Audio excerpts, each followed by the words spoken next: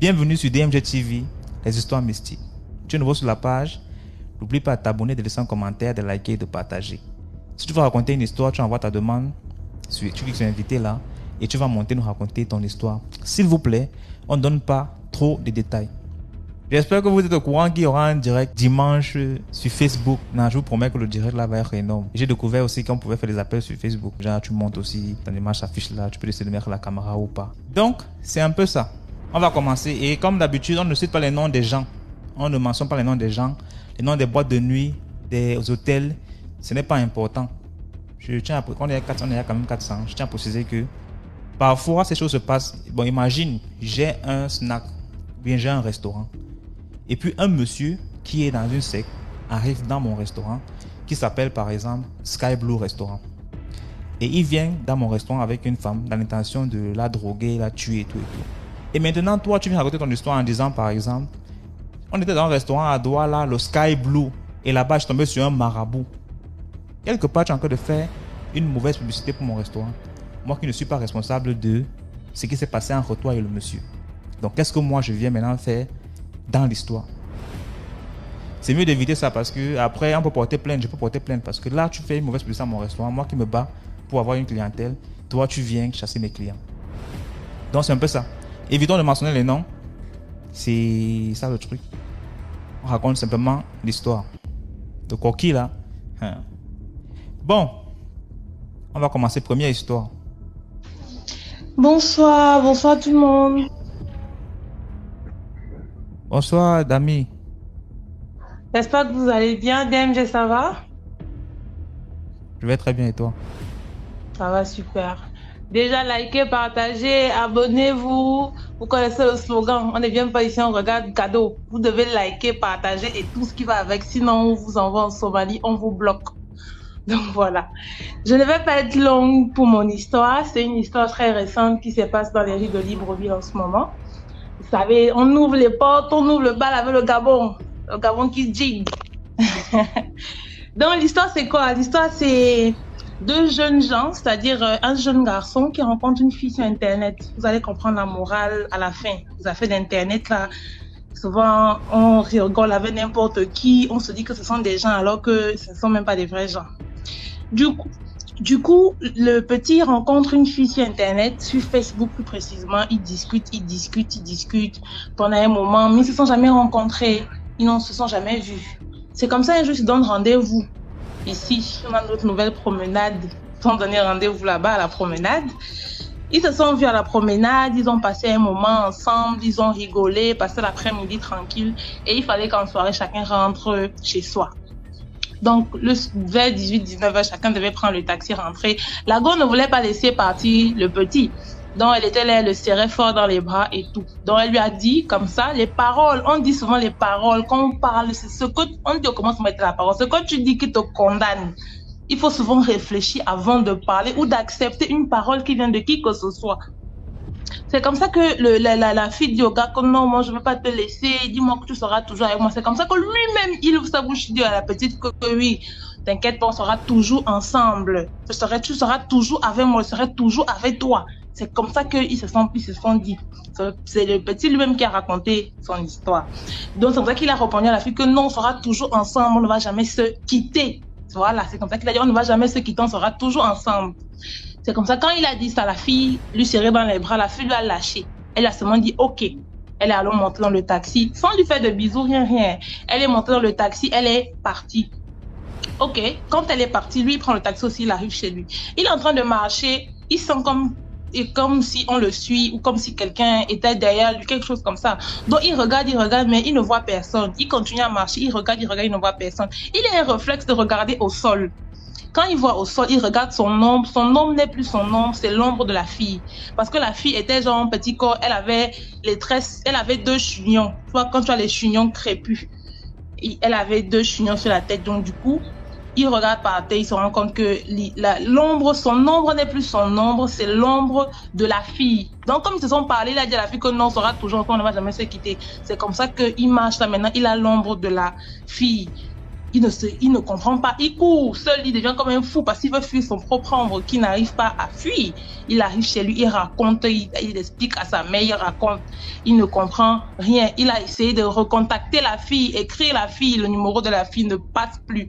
Il n'y a plus aucun contact. Il dit qu'il est perturbé. Il est vraiment... C'est une histoire qui est récente que le petit vit présentement. Je ne sais pas si il va bien, si il est... Comment il est mort. Je ne connais pas la suite de l'histoire. C'est pour vous dire que la fille, l'ombre de la fille est pris possession du gars, en fait. Il marche maintenant avec l'ombre de la fille. Il ne comprend pas comment faire pour débloquer l'histoire. Parce que la fille, c'est un esprit ou c'est quoi. Il ne trouve la fille nulle part. Donc, j'ai voulu partager ça ici parce que c'est qu'on est sur les réseaux tous les jours, on discute avec les gens, même ici dans les commentaires, on rit avec les gens, on peut s'abonner l'un à l'autre. Après, tu as fait coucou, coucou, coucou, coucou. Ça rentre dans les conversations et vous développez peut-être inbox ou sur le WhatsApp. Soyez vigilants aux gens avec qui vous discutez, même par message. Il y a les messages que tu réponds, tu vas te poser une question, il n'y a pas de oui, il n'y a pas de non. Il faut seulement répondre seulement en parabole. Alors là, moi, je parle en parabole. Tu me dis A et tu réponds X, je ne dis pas B. Donc, soyez vraiment vigilants avec les gens avec qui vous discutez, avec qui vous parlez. C'était un peu ma contribution de ce soir. Soyez vigilants, les gars. Le doigt est dur, le doigt est risqué. On est seulement en guerre. Donc, chacun doit être prêt. Donc, c'était juste ça. Merci beaucoup pour l'histoire, Dami. De rien. Mettez les cœurs, mettez les cœurs, mettez les cœurs. Team tapoteur, on y va. Dans les commentaires. Dans les commentaires. Alors, bonsoir, Grace. Bonsoir, c'est comment? Oui, ça va très bien et toi? Hey, je suis montée pour raconter une histoire. Oui. En tout cas, Allô? merci d'abord pour le concept que tu as mis sur pied. Allô? Oui. Merci. Voilà, donc la semaine passée, j'ai donné ça. Bon, on a suivi avec un ami, il a vraiment apprécié, quoi. Merci beaucoup. Bon, en tout cas, partager, liker, voilà quoi. C'est un peu ça. Je viens pour expliquer mon histoire. Ça fait déjà 6 ans. Voilà, j'ai rencontré un ami sur Facebook. On a partagé, on a échangé. Et voilà, c'était un peu devenu mon petit ami. Je partais chez lui. Allô? Oui, on te reçoit. Ok, bon. Bon, c'était du genre que moi, en fait, j'étais partie au Cameroun, j'avais fait la logistique, transit, transport. Bon, j'avais juste fait 1 année, j'étais rentrée. Et coïncidence, lui aussi, il avait fait dans le même domaine. Ok. Et j'étais revenue au pays. Moi, je suis du Tchad. Je suis tchado-gabonaise. Mais je vis au Tchad, ça fait déjà très, très longtemps. Donc, j'étais rentrée au Tchad pour les vacances et tout. On s'est rencontrés avec lui, machin, on a sympathisé, tout et tout. Bon, ça allait très bien. Mais ce qui fait que, bon, moi, je suis du genre un peu curieuse sur le mystique, machin. Je suis d'abord du genre de fille qui suit plus des affaires mystiques et tout. Donc, moi, je lui avais parlé, en fait, de ma passion.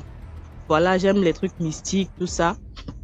Et il m'avait fait sortir un de ses cahiers. C'était du genre, il m'a dit que bon, c'est un peu son petit grimoire en fait.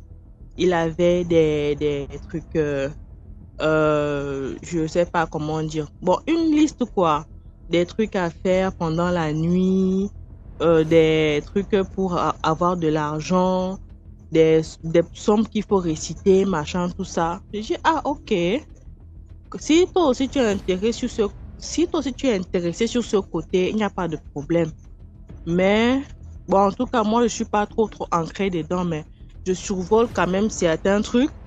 Et voilà quoi. Il dit, ok, il n'y a pas de souci. Mais si tu veux connaître plus, il y a une réunion qui se passe dans un quartier où on appelle ça Walia. C'est au 9e arrondissement du Tchad. Il y a une réunion qui se passe là-bas chaque samedi. Si tu es d'accord, ce samedi, tu viens me trouver et on part avec la moto. Je lui ai dit, ok, d'accord. Samedi, je vais venir te trouver. Il n'y a pas de problème. On est parti. Il m'a accompagné à la maison. Alors, en échangeant dans les messages, il me dit, est-ce que tu es sûr que le samedi, tu vas venir? Je dis, ah, mais Si c'est juste une réunion, il n'y a pas de problème, je vais venir et puis avec tes amis, on va un peu discuter et puis voilà, mon horizon va s'élargir parce que tu vois maintenant le monde est un peu différent, il y a beaucoup de choses qui se passent dehors. Donc voilà, moi je vais apprendre au moins pour que demain, il y a certains trucs qui ne vont pas me surprendre parce que le monde vraiment c'est dangereux. Il dit ok, pas de souci. Le vendredi du samedi, il m'a appelé. Tu es sûr que samedi tu vas arriver? J'ai dit samedi je vais venir, il n'y a pas de problème. Pourquoi tu t'inquiètes? Il me dit ok, il n'y a pas de problème. Le samedi matin alors, je m'étais apprêtée, tout. J'étais partie le trouver. Et voilà, on a pris la route pour aller. Arrivé alors là-bas, bon, il n'y avait presque personne. On était arrivé vers les 10 heures, tout ça. J'ai vu l'endroit, c'était un peu bizarre. Non? Il y avait un papa qui était là. Il est parti trouver le papa. Ils ont causé et tout. Et le papa m'a appelé. Il dit, ah, tu vois, la concession dans laquelle tu es arrivé ici, c'est pour un grand général comme ça, que je veux taire le nom parce que nos généraux d'ici, là, c'est vraiment... Donc voilà, c'est pour un général comme ça, il est défunt et tout. Voilà un peu sa maison qui est là, qu'ils ont construit, mais ils n'ont pas achevé. Et nous, on sait qu'ici au Tchad, on amène toutes les personnes qui sont mortes au cimetière. Et après, le gars me dit, ah, voici la tombe du gars qui est derrière la maison. Je dis, comment ça? Comment ici au Tchad, on enterre quelqu'un derrière la maison? Beaucoup plus, ça se fait au Cameroun et si je ne me trompe pas, deux fois, oui, j'ai vu ça au Gabon, mais ici au Tchad, ça ne se fait pas. Beaucoup plus, on enterre les gens peut-être dans leur jardin et les jardins sont éloignés de la ville. Comment on peut enterrer quelqu'un derrière sa maison ici et encore à la capitale? Je suis restée tranquille. Après un instant, je vois des voitures qui arrivent. Des voitures diplomatiques et tout. Le gars me dit reste tranquille. J'ai dit comment ça? Toi tu me dis que c'est une réunion simple, mais comment je vois les voitures des grandes personnalités qui arrivent? Il me dit non, reste tranquille. Je suis restée. Après les gens commencent à descendre. Ils descendent. Il y a certaines personnes que j'ai reconnues, certaines personnes voilà, de haut cadre que j'ai reconnues. Je suis restée. Et parmi ces personnes, il y avait un membre de la famille que j'avais vu pendant une place mortuaire. Mais sauf que là, la personne ne connaissait pas que voilà, c'était ça. Mais moi, je savais que c'était l'un de mes oncles. On est resté. On est resté peut-être jusqu'à une affaire de 11h55 dehors. 12h pile, ils nous disent de rentrer dedans. Dans la maison. On est rentré. Dès que je suis rentrée, DMG, ce que j'ai vu, on nous dit non, enlevez vos chaussures. On enlève les chaussures, je ne peux plus faire demi-tour. Ils ont fermé la porte. Ok, mettez-vous en rang. On se met en rang. Je regarde mon gars me regarde. Je commence à avoir des sueurs dans le dos DMG. On rentre alors au salon.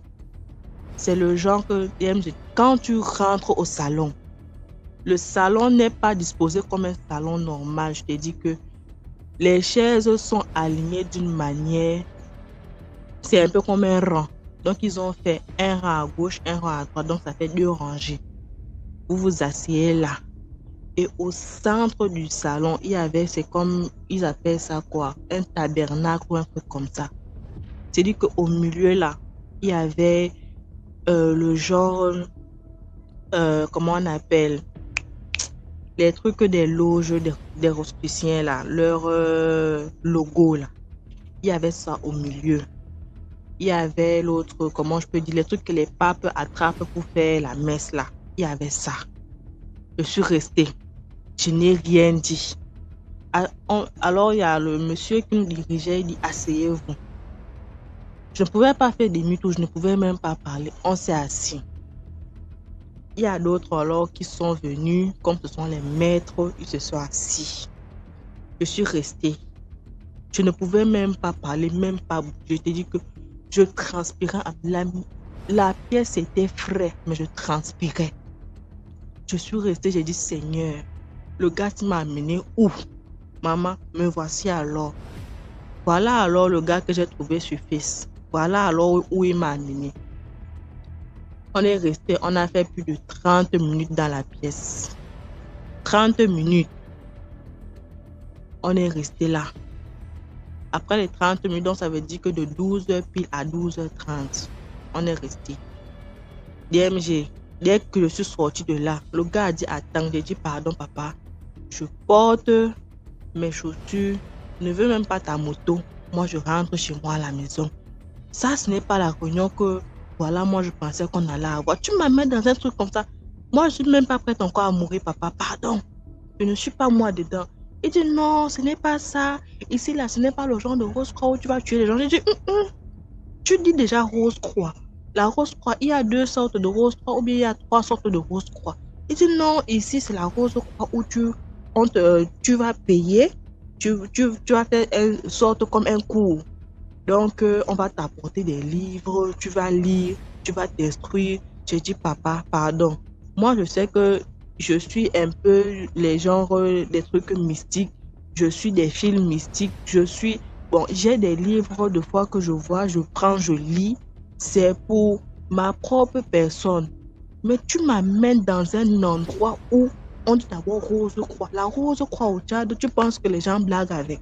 La rose croix dans les autres pays, les gens blaguent avec. Tu dis que c'est pour m'instruire. J'ai porté mes pieds, je n'avais pas l'argent de transport.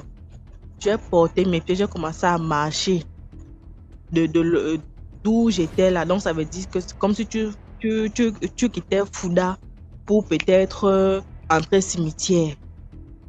J'ai marché de là jusqu'à pour rentrer à la maison. Le gars m'a appelé le jour là fatigué. J'ai refusé de décrocher.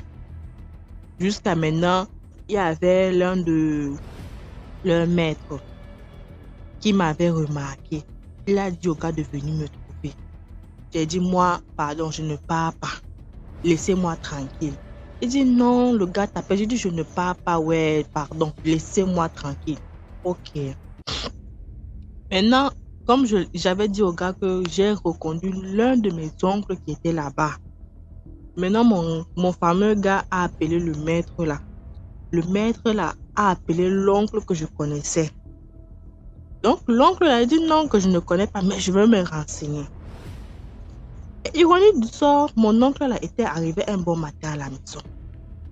Je dis, ah, ma nièce chérie, c'est comment? J'ai dit, ça va, oncle. Hey, depuis quand je suis au Tchad ici, tu n'es jamais venu et tu as dit, ma nièce chérie, ça va. Il y a quoi aujourd'hui? Tu me connais? Il dit, comment je ne peux pas connaître ma nièce? Quand même, tu es ma nièce, non? Je dis, ah, en tout cas, on ne sait jamais. Vous les oncles qui avaient l'argent et autres, là, quand on part chez vous, vous faites trop le yanga. Donc, moi, je suis le genre que je ne pars pas chez les gens comme ça. Il dit, ok, il n'y a pas de souci. Mais samedi, là, j'ai un truc comme ça à la maison. Tu viens, il y a une petite fête comme ça, tu vas venir et puis voilà, quoi. Tu vas sympathiser avec, comment on appelle, tes petites mamans et tout ça. Je dis, ah, ok, si c'est à la maison, il n'y a pas de problème, je vais arriver. Ok. Donc, le samedi, là, alors, j'étais arrivée chez eux. Donc, on a préparé avec sa femme, machin, tout ça, tout. On a mis les choses sur la table et tout. Ok. Les gens ont commencé à venir. Donc, je vois les têtes des gens et je dis, ah, ce sont les mêmes personnes que j'ai vues la dernière fois là-bas. Ce sont les mêmes personnes encore qui sont arrivées. Seigneur, il y a quoi encore? Je dis, bon, oncle, comme tu vois comme ça, moi, je veux rentrer à la maison. Il dit, non, il n'y a pas de problème, tu peux rester. J'ai déjà dit à ton grand-père que tu allais dormir ici. J'ai dit, comment tu as dit à mon grand-père que j'allais dormir ici? Il dit, non, il n'y a pas de souci. Ok. On a alors resté.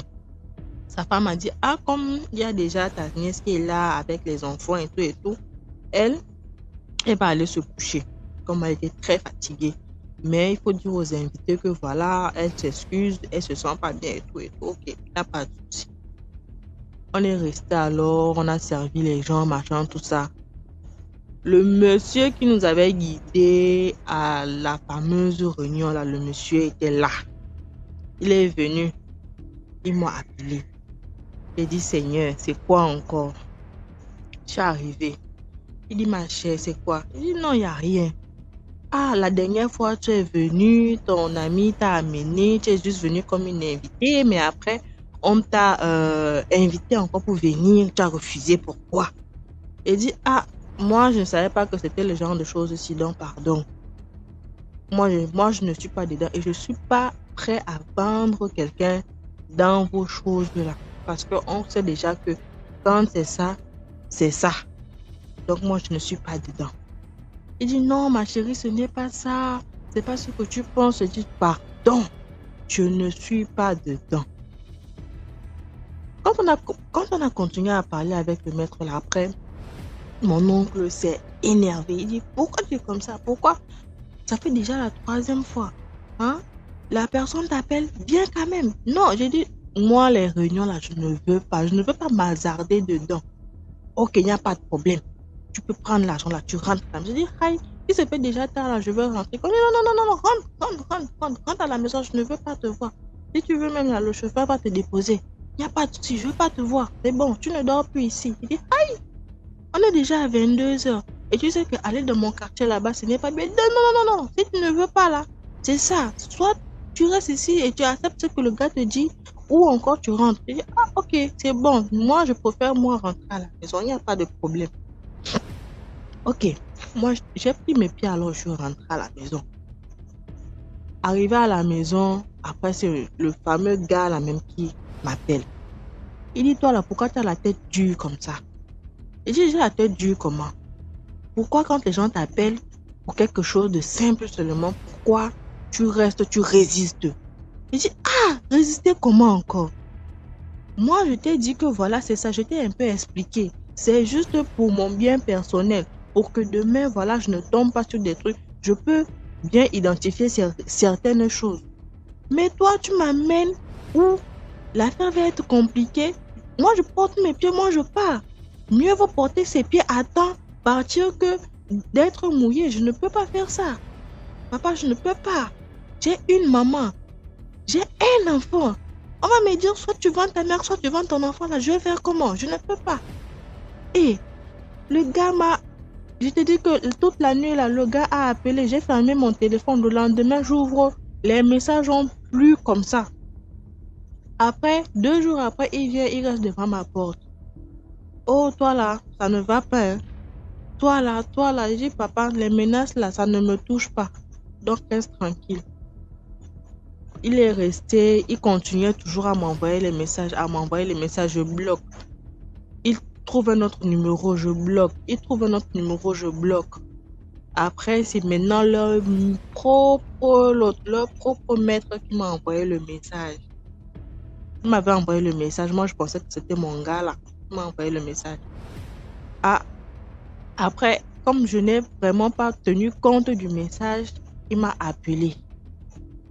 Il m'appelle, il me dit, ma chérie, est-ce que tu me connais? J'ai dit, non, je ne vous connais pas. Je ne connais pas le numéro avec lequel vous m'appelez.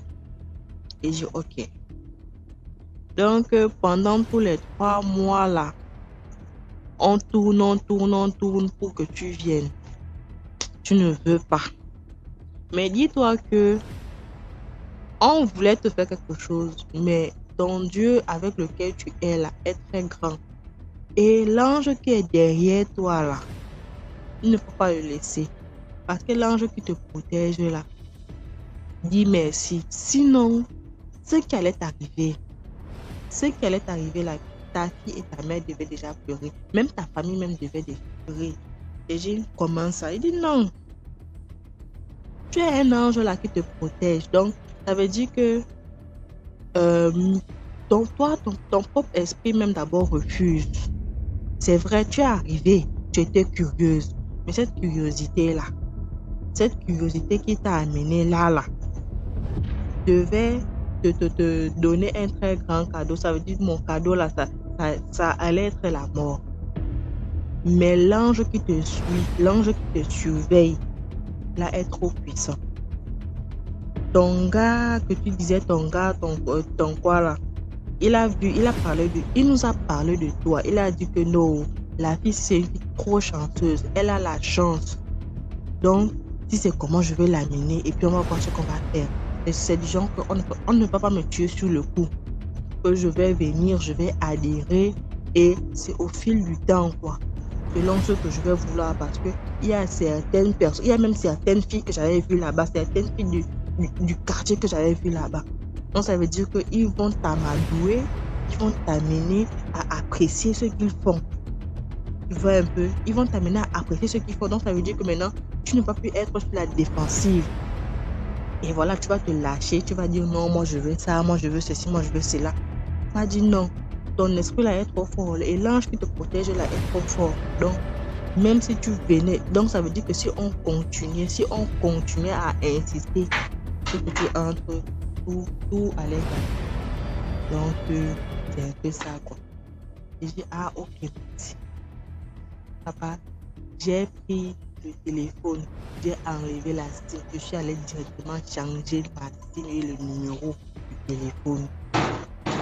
J'ai changé une fois. Et maintenant, c'est le petit frère du gars maintenant qui avait appelé. Bon, qui avait retrouvé mon nom sur Face. Il m'a appelé sur message. Toi, tu as fait quoi, mon gars? J'ai fait quoi, comment? Je dis non, qu'est-ce que tu as fait en fait? Faut venir. J'ai dit moi, venir chez vous. Non, jamais, je ne peux même pas. Et puis, mon nom sur Face, c'est là. Pardon, enlevez ça. Je ne veux pas. En même temps que tu vas raccrocher là, en même temps je te bloque, en même temps je bloque ton grand frère et en même temps je vais changer de nom sur Facebook. Parce que je ne peux pas. Votre fille là, je ne veux même pas atterrir là-bas. Ton grand là, c'est un grand sorcier, pardon, je ne veux même pas. Il dit non, ce n'est pas ça. Il me dit papa, je ne veux pas. J'ai beaucoup d'enfants à mettre au monde. J'ai à me marier. J'ai beaucoup de projets à faire. Bien que j'ai raccroché là. J'ai changé le nom de l'autre du Facebook. Bloqué toutes les 2 personnes. J'ai dit, hein, c'est l'année passée que j'ai vu son frère en route. Il m'a appelé, il dit, je ne suis pas dedans. Donc, DMG, la leçon à retenir dessus. Certaines personnes qu'on trouve sur Facebook. Il ne faut pas vite s'attacher à ces personnes. Sinon, c'est trop grave. Comme on dit là, c'est trop grave. Les temps de maintenance là. Maintenant, même quand je reçois même les invitations sur Face là, je réfléchis à 2 fois avant d'accepter. À 2 fois avant d'accepter parce que je ne peux même plus. Bon, tu dis que c'est ton gars. Il allait seulement aller te vendre comme ça sans que tu ne saches.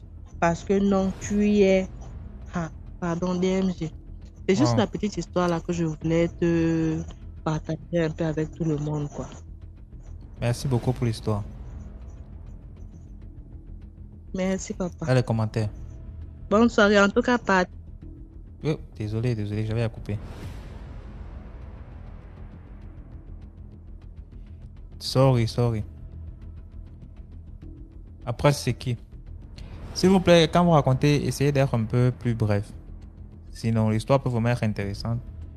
Mais si ça dure, ça... Bonsoir, Aspira. Et bonsoir à toute la communauté. Du coup, moi, je vais essayer de raconter une petite histoire que j'ai vécue personnellement au Gabon.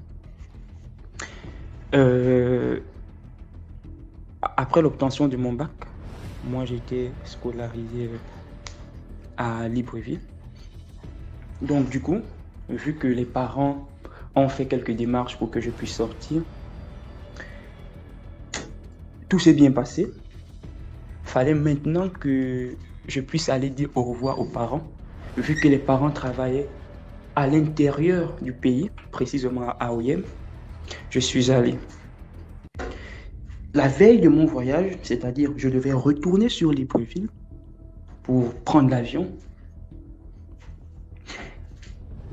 il y avait des chantiers. Donc c'est comme ça que moi, je dis à ma mère, non, je vais prendre la voiture en journée, mais ça ne me coûte rien de partir déposer le matériel au village.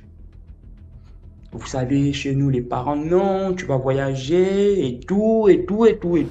J'ai dit non, moi à la base, je ne suis vraiment pas quelqu'un de superstitieux. Après, donc, dans la fougue de la jeunesse, je dis non, c'est rien et tout et tout. On a chargé le canter. C'était moi qui étais au volant. On a chargé, on a mis les briques, du gravier et tout. On a pris la route. C'était aux environs de 19 heures. On a pris la route. Déjà, on a été embourbé, c'est-à-dire le camion s'est quasiment renversé. Les briques sont tombées, nous sommes allés demander de l'aide et tout, et tout, et tout, et tout, et tout, et tout, et tout. Bon, ils nous ont sortis de là. Arrivé au village, il faisait quasiment 3 heures, parce qu'on a vraiment mis du temps là où on était embourbé. Il était 3 heures. C'est comme ça, vraiment, je roulais vite. Je roulais très vite. Mais soudainement, mon frère qui est avec moi me dit, Mani, Mani, attention. Quand je regarde, je fais un gros frein sûr, c'est-à-dire comme on voit dans les films. Boum. C'est-à-dire, je me bloque. Il me dit, Mani, est-ce que tu as vu ça? Moi, à la base, je suis bègue. Je n'arrive pas à parler. Je lui dis, mais est-ce que je suis bête ou je suis aveugle? J'ai vu. DMG, il y avait une maman qui était tout nue au milieu de la route. Mon frère en question me dit, est-ce qu'on l'a cogné?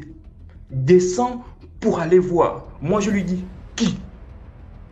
Si on m'attrape, toi, tu ne conduis pas. Qui fuit avec le camion? Toi, descends. Je t'assure, nous sommes restés là bloqués. Je tire le frein à main parce que je n'ai pas calé le moteur. Je tire le frein à main. Donc, je me lève dans la cabine pour voir. La maman est là. Il me dit, coupe les phares. Je coupe les phares. Du coup, on est là, mais vraiment, nous étions en train de trembler. Mais par la grâce de Dieu, on ne l'avait pas touché. Ce sont les briques qui sont venues en avant et ont cogné le derrière du camion, du canter. Il me dit, on fait comment? Donc du coup, j'ai fait marche arrière. Je suis revenu pour contourner la maman. Nous sommes allés décharger les briques, mais on n'a même pas déchargé les briques de manière conventionnelle. En fait, on les a jetées tellement on avait les urines dans le pantalon.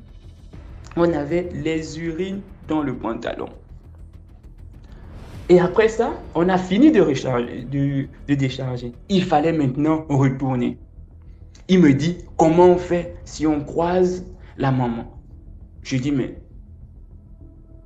je ne sais pas. Le pire ici, c'est que la maman, je la connaissais et c'était une maman de 80 ans par là. Et dans les 80 ans, la maman était aveugle. Elle était aveugle. C'est justement là le problème. La maman, en journée, elle ne sortait jamais de sa maison. C'est le genre de maman, elle est toujours sur son lit, assise à côté du feu. Comment se fait-il qu'à 3 heures du matin, elle soit au milieu de la route, toute nue et toute seule? Maintenant, nous sommes revenus. On a arrêté les phares. La maman était déjà de l'autre côté de la route. Nous sommes passés tout en vitesse. Moi, j'arrive à regarder mes tout et tout. J'explique l'histoire à ma mère. Ce qu'elle fait d'abord, elle me touche les yeux. Elle me dit, est-ce que tu as vu? J'ai dit, mais j'ai vu. Elle était toute nue. Aller-retour, j'ai vu. Donc, du coup, elle m'a expliqué que normalement, la maman sortait sûrement d'un voyage astral et que lorsqu'on les voyait comme ça, généralement, ces personnes ne feront plus 2 mois à 3 mois. Effectivement, le lendemain, je suis remonté sur Libreville, j'ai pris mon vol, j'ai voyagé même pas 1 mois. Ma maman m'a appelé que la vieille que tu m'as dit, elle est finalement décédée. Et jusqu'aujourd'hui, ce qui fait que à des moments, lorsque j'essaie de penser à mon village, c'est la première chose que je vois. C'est-à-dire, malgré qu'elle est décédée, je revois toujours cette maman toute nue, aveugle. Et je me demande toujours comment elle a fait pour quitter de sa maison étant aveugle jusqu'au milieu de la route. Donc, c'était un peu ce que je voulais partager aujourd'hui. D'accord. Merci beaucoup, Aspi. Aspirate. Dans les commentaires.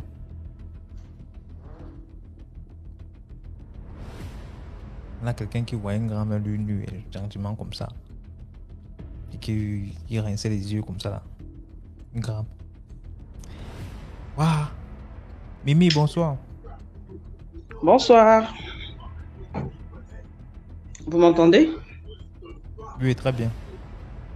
Ah, d'accord. Voilà. J'appelle pour raconter une petite histoire que j'ai vécue. Donc, l'histoire s'est passée au Gabon, dans une ville, je dirais le nom. Donc, quand j'étais, comment on appelle ça? À l'école de... On appelle ça comment? J'étais dans une école, je préfère taire le nom. J'étais dans une école à Port-Gentil, une école professionnelle et tout. Et donc, entre l'école et voilà, et mes heures de repos et tout, je travaille dans une boîte. Donc, voilà comment un week-end, on va travailler et tout. C'était un samedi. C'était une grande boîte de la ville, donc il y avait beaucoup de monde qui venait, des personnes haut placées et tout, parce que la boîte appartient à quelqu'un de haut placé.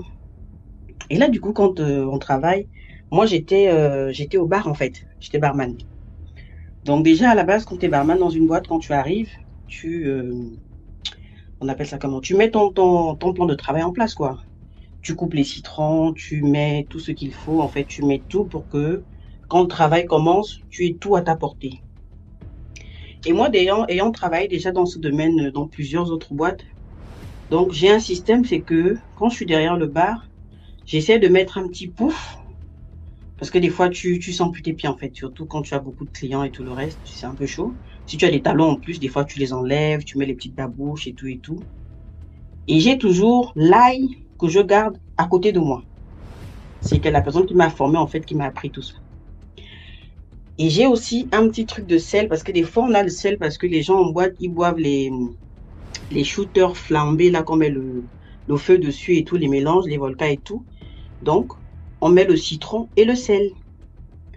Moi, je prends des trucs dont je range tout, je coupe mon citron, je mets tout à ma portée, on commence à travailler la soirée et tout et tout. Et je me rappelle ce jour-là, on avait reçu les artistes dans la boîte, donc la boîte était pleine à craquer. Quand tu es au bar, tu ne sors pas, tu reçois tout le monde et tout. Je vois 2 jeunes gars. Dans la boîte où je travaillais, en fait, c'est de telle sorte, quand tu es au bar, quand les gens rentrent dans la boîte, tu es la première personne qui voit, en fait. Donc, c'est-à-dire que la caissière et toi, bien sûr, vos visages sont les premières images que les personnes, quand ils rentrent dans la boîte, ils voient directement le bar. Quand les 2 gars rentrent, 2 jeunes gars, hein, franchement, ils étaient frais, ils sentaient bon, c'était, voilà, et tout. Mon regard va là-bas, mais je me dis, bon, peut-être sans plus, parce que, voilà, c'est 2 mignons gars, moi, je suis là et tout, voilà, mais bon. Après, je tourne la tête, c'était bondé, j'avais les commandes, donc je commence à servir, je continue à servir les commandes de mes collègues. Les 2 jeunes gars se mettent devant moi, mais quand je dis devant moi, c'est devant moi. Ils se mettent là. Ils disent bonsoir, je dis bonsoir, mais sans m'attarder à eux parce que je suis en train de servir. Donc, quand tu es au bar, en général, tu commandes là au bar, tu payes et tu t'en vas ou tu t'assois ou tu fais comme tu veux. Mais en tout cas, tu parles avec moi, tu me remets l'argent, je te sers ce que tu veux et tout. Quand ça c'est un peu, voilà, mes collègues ont pris leur commande que j'ai sortie, je me rapproche des gars, je dis oui, bonsoir et tout et tout. Qu'est-ce que je vous sers? Les gars me regardent. Après, un gars me dit, donne-nous 2 whisky, sans glaçon, sans coca. Ok. Je dis, vous voulez quoi comme whisky? Voilà, je cite les whisky et tout, je fais pas la pub, mais bon, voilà les whisky qu'on connaît dans les boîtes. Je cite les whisky. Il me dit celui-là. Je dis, ok, je sors 2 verres à whisky, bam, bam, je sers. Le verre à whisky là-bas, il était, je crois, dans les 6 à 5 000 et plus ou un truc comme ça. Bref, ma collègue voit, puisque la caissière à côté de moi, elle fait la facture. Je mets en même temps dans le petit pot qu'on met les factures, je glisse les gars, je continue à travailler. Les gars sont debout devant moi, à part ceux qui m'ont demandé comme commande, ils ne parlent pas. Ils ne disent rien d'autre. Ils me regardent. Dans mon cœur, j'ai dit, mais pourquoi les gars là me regardent comme ça en fait? Mais je continue à travailler. Il y avait du monde, donc vraiment, tu vois, mais tu t'attardes parce que tu n'as pas le temps en fait. Et là, quand j'ai servi les 2 boîtes, déjà, je vous tiens à rappeler, ils n'ont pas bu. Ils n'ont même, je dis bien, ils n'ont même pas goûté. Ils n'ont même pas goûté. Et les gars, voilà, ils me regardent, ils me fixent. Moi, je continue à servir, à travailler. Je commence à sentir mes pieds qui se deviennent lourds. Je dis, ah, comme j'avais les talons, il J'avais des talons là, tu es court, tu es derrière le banc, tu vois pas. J'ai enlevé les talons, j'ai balancé dans le truc en bas et tout. J'ai poussé un peu mon petit pouf que j'avais. J'ai continué à servir et tout. Les pieds ne font que devenir lourds et ça monte. Genre, tu sens les pieds déjà au niveau des pieds, les genoux, les cuisses. Tu n'arrives plus. Je tape les pieds, genre comme si tu avais la crampe, quoi. Tu tapes les pieds, tu te dis peut-être que voilà, c'est la crampe, comme tu bouges beaucoup et tout, tu avais les talons. Je continue à servir, je continue à servir. Et derrière le bar, à part la caissière, j'avais une autre dame à côté qui s'occupait des verres que les collègues ramenaient en salle et elle les lavait en fait. Comme ça, on a les verres propres et tout, voilà quoi. La dame me regarde, c'est après qu'elle me dit ça, elle me regardait, mais elle se dit, mais qu'est-ce qui se passe? Et là, j'en fais sans dire, je ne sentais plus mon corps en fait. Je ne sentais plus mon corps. Les deux gars qui étaient en face de moi, c'est-à-dire qu'ils étaient vraiment face à moi. C'est pas comme si on avait quelqu'un d'autre qui nous, à part le bar là qui nous séparait, mais ils étaient face à moi et ils me fixaient. Je ne sentais plus mon corps. Je commençais à avoir les palpitations. En fait, j'avais des malaises. Je sentais le bas déjà. Je sentais plus le bas. Je sentais plus le bas de mon corps. Donc au niveau du haut, j'avais du mal à respirer. Et là, j'ai une intuition qui me dit je prends le citron et le sel que je mets justement devant moi quand j'apprêtais mon bar et tout. Je mets un citron dans la bouche, je commence à prier. Ça n'agit pas. J'ai dit, mais qu'est-ce qui se passe?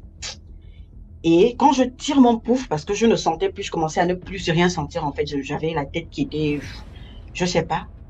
J'ai juste eu le temps de tirer mon pouf quand je commençais à ne plus trop sentir. J'ai mis la main là où je pose mon ail à côté de mon bar, mon plan. J'ai mis la gousse d'ail dans la bouche. Je continuais à prier dans mon cœur et je me suis écroulée en fait derrière mon bar.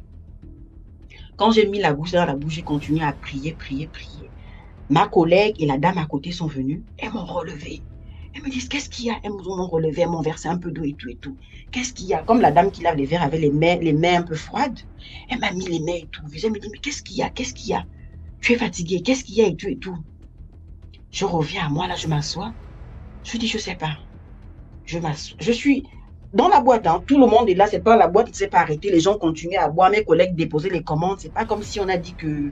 Mais c'était derrière le bar qu'on a géré le truc, en fait. Elles m'ont relevé, je me suis assise et tout. Et là, je me relève, je continue à prier toujours, J'avais encore l'ail dans la bouche que je mâchais. Je continue à prier. Et quand je me relève, j'avais comme les fourmis en fait qui marchaient dans tout mon corps. Ça faisait comme si des crampes et tout. Les deux jeunes gars, j'ai bien dit, les deux verres là, ils n'ont même pas touché, même pas une goutte. Ils sont sortis, comme j'ai dit au début, quand tu rentres de la boîte, c'est le bar que tu vois en premier. Ils se sont mis aux premières marches d'escalier, ils se sont retournés, ils m'ont regardé. En fait, nos regards se sont croisés en fait.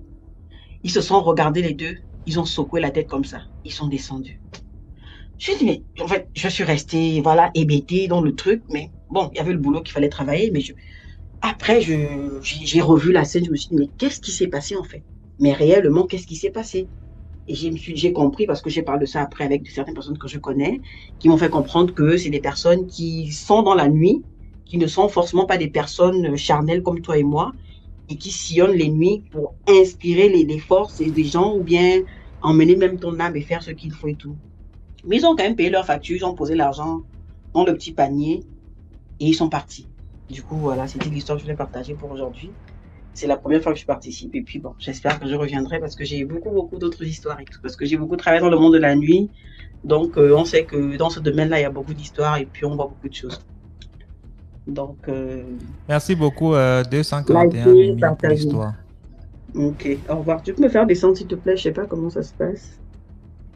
D'accord, et il faut revenir, il faut rester dans le direct. D'accord, pas de souci.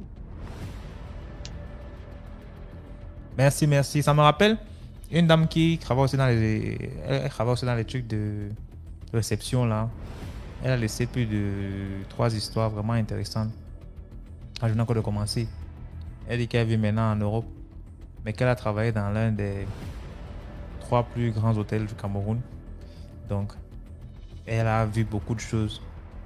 Et c'était vraiment intéressant. Cupidon, ici c'est le live d'histoire mystique. Si tu viens d'arriver, tu as demandé c'est quoi le concept. Ici tu montes, tu racontes ton histoire mystique. Et voilà, nous on va t'écouter.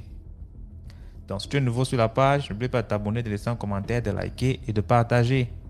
Si tu as une histoire à raconter, envoie ta demande et on va te prendre. Bonsoir. Bonsoir à tout le monde. Bonsoir DMG. Je suis très contente, très ravie de participer aujourd'hui. Parce que là, je te suis, ça fait déjà un mois. Et j'ai recommencé toutes tes vidéos. Je t'ai dit, je suis scotchée, pas possible. Voilà. Merci. Donc, je t'avais laissé mon histoire, mais tu n'as pas partagé ça. Donc, je profite à cette occasion pour... Non, en fait, si tu as déjà envoyé l'histoire sur WhatsApp, c'est qu'il Ouais. c'est que j'écoute 10 histoires. Bon, je n'écoute pas 10 histoires, j'écoute plus de 50 histoires par jour. Et je fais des blogs, c'est-à-dire D'accord. qu'aujourd'hui, j'écoute 10 histoires, je mets dans l'épisode 127, 10 histoires, épisode 128, et puis j'enregistre au fur et à mesure, je poste. Donc, je ne D'accord. peux pas poster plus de 10 histoires tous les jours. Ok. Merci. Donc, en tout cas, Ok, je peux raconter d'accord. quand même l'histoire si tu veux. D'accord, pas de problème.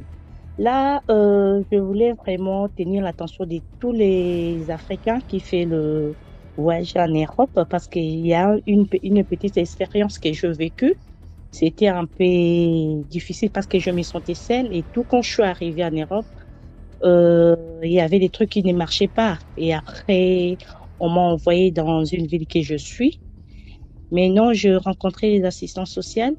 Et là, vraiment, je vais dire à toutes les femmes qui ont des enfants qu'ils puissent faire vraiment attention aux assistants sociaux. Donc, il faut suivre ton instinct, il faut être très prudente. Donc, j'ai rencontré une assistante sociale et comme j'étais seule avec mes enfants, j'étais seule, je me sentais faible, j'avais pas de bonnes situations, j'avais pas une bonne maison, j'avais pas de papier. Donc, j'étais vraiment stressée.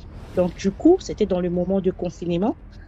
Et l'assistante sociale m'a regardé, m'a dit que tu peux pas rester seule, il faut que je te cherche une association que tu pars passer tes journées là-bas. Donc, j'ai accepté. Et le jour du rendez-vous, je suis partie. Et on m'a présenté 3 dames. Les dames étaient tellement gentilles. Donc, j'avais 3 enfants avec la grossesse. Donc, mon mari n'était pas sur place. Et alors, le premier jour, je me sentais... Donc, du coup, moi, je suis quelqu'un, si j'arrive dans un endroit, donc mon instinct me parle toujours, si l'endroit c'est bien, et je me libère parce que je suis quelqu'un de joie, je suis quelqu'un là où je suis, je m'amise, donc fait, de naturel, je suis simple. Et alors, quand je suis arrivée là-bas, j'étais un peu étouffée, je me sentais pas à l'endroit bien. Et les dames m'ont donné les papiers. Yo, madame, on va faire les contrats, tu vas signer que l'endroit, c'est une association que je terre les noms. C'est quand tu arrives, c'est 3 fois par jour que tu vas aller là-bas et tu passes la journée. Donc, toi, tu vas faire la nourriture de ton pays, tu fais le truc culturel que tu connais, tu fais des chansons, des danses, tu les montres et tout, tu partages avec d'autres pays. Donc, c'était le but de ça pour que tu te défoules. Alors, le premier jour, j'ai signé les contrats et tout. J'étais vraiment, j'étais pas j'étais pas bien. Donc, j'ai rempli les papiers, j'ai écrit mon nom, j'ai écrit les noms des enfants et tout. Et les dames m'ont dit que non, tu vas venir le mercredi. C'était le lundi. Donc, ça va commencer le mercredi. J'ai dit, OK. Je suis rentrée. Et alors, quand le même jour-là, la nuit, avant que je puisse aller dans mon rendez-vous, j'avais mon pasteur qui n'est pas dans mon pays que je suis. Il m'avait appelé. Et je refusais de prendre la peine parce que le monsieur ne part tellement beaucoup. Je dis, je vais le prendre après. Donc, le pasteur avait pris une songe pour moi et tout. Et du coup, moi, j'avais pas pris la peine. Quand je suis partie là-bas dans le rendez-vous, je suis rentrée, j'ai pris mes enfants à l'école et tout. La journée, je suis rentrée, c'était bien passé. J'étais rentrée à 16h. J'étais partie là-bas à 9h, je suis rentrée à 16h. La journée s'est bien passée. Et la nuit, c'est à partir de 22h, j'ai fait coucher mes enfants à 20h qui part à l'école. Donc, le dernier. Donc, je joue avec lui et tout. On a vraiment l'enfant rigolé tellement beaucoup et tout. Moi, je dis, il faut que tu dors. Je me souviens, je suis dormir à 22h20, 25, des trucs pareils. Et c'est ça, quand je dormis à 1h55, j'avais la grossesse de 7 mois. Et du coup, je commence à voir que il y avait mon âme qui sortait. Je suis en train de faire un songe, mon âme qui sortait de moi. Et moi, à l'intérieur de moi, je disais seulement au nom de Jésus, au nom de Jésus, au nom de Jésus. Alors, toutes les réactions que je fasse, je me battais pour que mon âme ne sorte pas. Mon fils, il écoutait tout là où il dormait, il est sorti dans sa chambre, il est venu, il me regardait. Alors, tous les mouvements que je me forçais pour que mon âme ne sorte pas, tous les gestes que je faisais en dormant et en réalité, mon fils voyait ça. Je me battais avec mon âme que ça ne sort pas. Mon âme sortit de mes pieds jusqu'à la tête. Donc, moi, j'ai tiré mon âme. Je ne sais pas comment ça s'est fait, mais j'ai tiré mon âme pour que ça ne sorte pas. Je me battais. Maintenant, je commençais à vomir. J'ai vomi et j'ai vomi dans les songes et j'ai vomi en réalité. Donc, j'ai vomi toutes les lits. Il y avait des vomissements. Et imaginez-vous, j'avais la grossesse de 7 mois. Et mon enfant, mon fils, avait 6 ans. Il criait tellement beaucoup, maman, maman. J'écoutais ça. Quand je dormais, j'écoutais ça, mais je dormais. J'étais paralysée. Je battais avec mon âme que ça ne sort pas. Je sentais que je vomissais. Et je me suis forcée. Là, j'ai transpiré. C'est comme si on m'a mouillée. J'ai forcé, je criais seulement au nom de Jésus. Du coup, je me suis levée. Quand je suis levée, il y avait des vomissements tout mon lit. Et là, maintenant, je cherche mon respiration. J'avais pas la respiration. Je suis battue, je suis accroupie. Je suis allée jusqu'à la douche, aux douches. Je cherchais comment revenir à moi, mais imaginez, j'avais la grossesse. Imaginez, je cherchais la respiration. C'était catastrophe. Là, je vomissais, pas possible. Et du coup, je suis évanouie. Et mon fils a appelé, comme je lui montrais toujours, il a appelé les SAMU et tout, les tons, tout ça là et tout. Là, tous les mouvements là, j'ai senti ça, mon fils pleurer. Et du coup, je ne savais pas comment ça s'est fait. Je me suis réveillée, mais c'était catastrophe. Et pour revenir à moi, c'était difficile. Et j'ai fait l'effort, les SAMU ont venu. Je dis, je suis bien, je me sens bien. Ils m'ont regardé, je dis, je pars pas à l'urgence, je vais mes enfants, je me sens bien. Quand ils ont parti, je dis, oh, je sais pas qu'est-ce qui m'a pris. Je dis, mon fils qui dormait et tout. J'ai dit, il faut que j'enlève le drap, je change, je regarde mon fils qui dormait. Il avait la fièvre 41, je lui ai mis le thermomètre. Je t'ai dit, il avait la fièvre. Et du coup, je commence à prier. Je priais. Je prends mon téléphone, j'appelle mon pasteur. Il m'a laissé 6 appels manqués et 2 messages. J'ai même pas lu parce qu'on a des heures différentes et ils avaient déjà 5 heures nous, on avait 5 heures avant eux. Donc, je l'ai appelé. Il m'a pris, il m'a dit, mais qu'est-ce qu'il y a? Je lui ai même pas expliqué. Il m'a dit que je sais que tu as un problème, on prie. Il a prié, il dit, tu m'appelles les matins.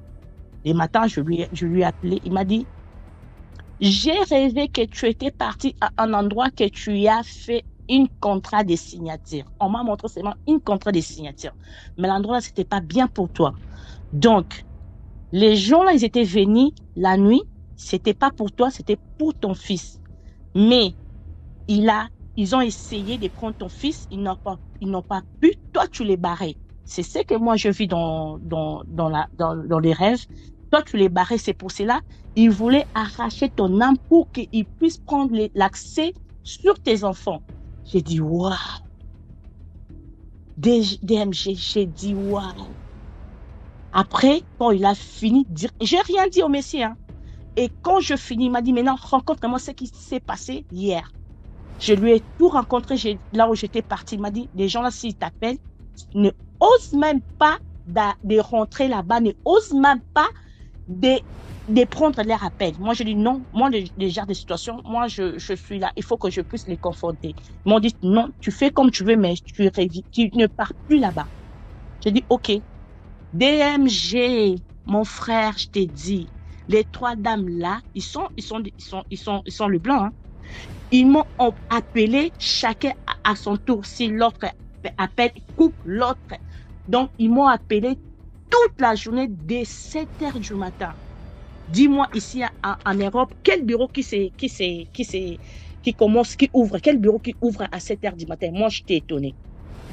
Ils m'ont dit que madame, il faut, est-ce que vous allez bien? La journée s'était bien passée hier et tout. On vous appelle pour que tu puisses nous confirmer que si tu vas venir. Excusez-moi, je parle un peu vite parce que là, le truc, ça me revient comme c'est aujourd'hui. Ils m'ont dit que il faut que tu reviennes le mercredi. Ils m'ont dit, mais moi, je les ai dit, mais c'est pas possible, vous m'appelez à 7 heures parce que les rendez-vous, c'est mercredi. Aujourd'hui, on est mardi. Attendez les mercredis. De toute façon, je viens pas.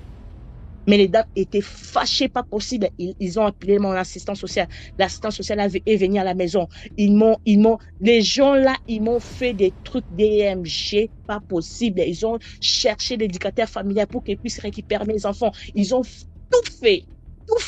Je te dis, grâce à la prière, ils m'ont combattu. Ils étaient tous les jours chez moi. Il faut que j'adhère à l'association là. Je refusais. Ils ont venu. Ils ont cherché les problèmes. Ils partir à l'école des enfants pour demander si les enfants partent bien à l'école, ils s'habillent bien, ils mangent bien, il n'y a pas de souci, les enfants s'appliquent bien à l'école.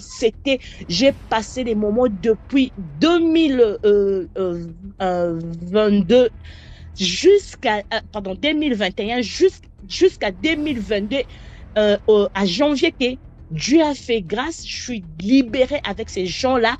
Mais si je raconte ces histoires à mon entourage, je me demande comment tu as fait pour se débarrasser de ces gens-là. Parce que c'est pas facile. Quand tu entres déjà sous le genre d'éducateur familial, c'est difficile pour que tu puisses te débarrasser d'eux. Donc, grâce à Dieu, c'est pour cela, là, la morale, je dis à toutes les femmes qui ont des enfants qui sont saines, ne tournez pas sur les assistants sociaux. Ne les montrez pas que vous avez rien, vous n'avez pas l'argent, vous avez personne parce qu'ils vont pas, vous là, ils ont pas besoin de toi, vous, hein, ils ont besoin de vos enfants pour demain, ils puissent faire des enfants de PD, des lesbiens pour abîmer la vie des enfants. Ils mettent les enfants dans le maison, le truc pour qu'ils puissent abuser de vos enfants. Ils regardent les étoiles. Alors pour moi, Dieu m'a fait grâce, je suis débarrassée de ça. Maintenant là, je suis bien, je suis avec mon mari, je suis avec mes enfants, grâce à Dieu. Merci beaucoup déjà. DMG. Partagez. Merci beaucoup pour l'histoire. Merci. Je ne peux pas quitter DMG, je ne sais pas comment. Voilà, à vous, en fait. Merci. Bon, je voulais raconter une petite histoire là qui s'était passée là où je fais mon ministère parce que je suis basé à la Léké. Je ne peux pas donner l'endroit exactement, sinon on va reconnaître l'histoire. Hier matin, je me suis réveillé, j'ai vu pratiquement près de 25 appels en absence. Lorsque j'ai rappelé le numéro, on me dit, bon, il y a un de mes fils qui est à l'hôpital. Il faudrait que je vienne rapidement. Et lorsque j'arrive à l'hôpital des districts, je lui trouve, il est enchaîné sur le lit. Et il y a un bout de papier, il ne parlait plus. Je le connais très bien, c'est un de mes fidèles. Il ne parlait plus et il n'entendait plus. Et il avait un bout de papier, le bic, il écrivait juste sur le bout de papier qu'il faudrait qu'on m'appelle. Et lorsque j'arrive, je le vois dans cet état-là. Je suis vraiment dépassé. Je me pose beaucoup de questions et je lui regarde coucher là vraiment. Il agit comme s'il est fou et voilà tout ce qui se passe. Donc, quand je sors de là, je prends le téléphone, j'appelle sa fiancée. Et je lui dis quelque chose s'est passé entre toi et ce gars. Je veux que tu descendes ici pour venir m'expliquer. Elle me dit d'accord, elle arrive. Et elle était dans une autre ville, toujours, je veux dire, elle était en Tui, donc elle s'est déplacée pour venir dans la ville d'où je me trouvais. Et lorsqu'elle est arrivée, j'ai demandé à la rencontrer. Parce que sur le bout des papiers, il ne faisait que mentionner le nom de la fille. Et il écrivait « Je t'aime, je t'aime, je vais t'épouser, je t'aime ». Et j'ai compris que c'est quelque chose qui avait à voir avec le charme. Donc, je ne savais pas exactement qui a charmé qui. Parce qu'il écrivait en haut « Je t'aime, je vais t'épouser ». En bas, il dit « Appelez le père ». En bas, il dit « Je t'aime ». Et après, il dit « Appelez le père ». Donc, j'ai donc demandé à la fille qu'est-ce qui se passe. La fille a dit qu'elle ne connaît pas exactement, qu'il était là-bas pour la rendre visite. Et puis, lorsqu'il est rentré, il a chuté. J'ai donc dit d'accord, nous allons prendre un temps de prière et nous allons regarder quel est le problème. Et lorsque j'ai pris un temps de prière, j'ai compris que c'est lui qui était parti pour envoûter la fille. Et il y a eu donc quelque chose qui n'a pas marché. C'est donc le retour de ça qui l'est rendu sourd et muet. Donc, lorsqu'il s'est relevé, il s'est un peu stabilisé grâce à la prière. J'ai demandé à le rencontrer. Bon, on n'est pas venu avec lui le mercredi que j'ai fixé le rendez-vous parce que ses parents voulaient un peu l'amener ailleurs pour aller essayer de trouver une solution, mais ils n'ont pas pu. Ils l'ont amené un jeudi. Et le jeudi, là, quand j'arrive à l'église, je trouve les motos devant l'église. Je trouve toute une délégation. Les gens qui ont suivi l'histoire venaient voir pour croire. Et c'est comme ça que quand j'arrive, je demande qu'on lui donne un bout de papier avec du bic pour qu'il puisse un peu nous raconter, il puisse faire une confession écrite de ce qui s'est passé. Et c'est comme ça qu'il se met à me raconter par écrit que il était assis après son travail et il avait les mains sur la joue. Et un monsieur est passé, le monsieur lui demandait que mais pour qu'est-ce que tu réfléchis comme ça? Il a dit au monsieur que ma fiancée est dans une autre ville, moi je suis dans une autre ville et j'aimerais qu'elle revienne ici là, mais je ne sais pas comment faire. Le monsieur lui proposé que mais allons, je t'emmène chez quelqu'un qui peut te faire un charme et puis tout ce que tu vas dire à ta copine elle va exécuter. Et le gars est parti. Il a payé 2500, on lui fait le charme. Mais on lui a donné une condition. La condition, c'est quoi? Il devait se oindre avec cette huile, il devait en boire un peu et il devait voyager, aller rencontrer sa fiancée et dire à sa fiancée que suis-moi et sa fiancée devait le suivre. Mais par contre, il ne devait pas avoir les rapports sexuels avec elle. Donc, il a accepté la condition, il a pris l'huile, il a donné les 2500, il a voyagé, il a bu l'huile et il s'est oint avec. Maintenant, arrivé là-bas, il est arrivé d'abord tard dans la nuit. Donc, il ne pouvait pas juste dire et se tourner et rentrer. Donc, ce qui fait donc qu'il a passé la nuit. Et le matin, la fille est partie laisser les enfants à l'école. Elle est rentrée, elle avait un peu chaud. Elle a enlevé le cabas qu'elle avait sur elle. Et le gars a oublié la condition du marabout. Donc, c'est comme ça qu'il a sauté sur elle. Et il a commencé à avoir des rapports sexuels avec elle. Et lorsqu'il est rentré, moins de 24 heures, il a commencé à chuter, à faire comme s'il est fou. Et c'est comme ça qu'il a perdu la parole et il a aussi perdu l'audition. Donc, on l'a d'abord amené premièrement chez le marabout qui lui a fait la potion pour que le marabout puisse résoudre le problème en ce temps-là. Mais le marabout a dit, bon, lui a bien dit de ne pas coucher avec la fille. Donc, comme il a couché comme ça veut dire que lui-même, il est allé à l'encontre de ce qu'il a été dit. Le monsieur a dressé toute une ordonnance des moutons à tuer et des trucs. Tu vois, tu peux prendre un truc à 2500, mais maintenant, pour retirer ça, il faut les moutons. Le gars est quitté, comme il n'avait pas l'argent, il est quitté. C'est donc comme ça qu'ils sont donc venus chez moi ce jeudi-là. Et ce jeudi-là, nous avons prié. On a prié, j'ai béni de l'eau, j'ai prié pour lui, je lui ai fait boire et tout. Et instantanément, ses oreilles se sont ouvertes et il a commencé à entendre, il a commencé à parler. Tout le monde dans la zone où j'ai fait le ministère connaît cette histoire. Donc si je dis seulement à l'endroit, les gens vont connaître.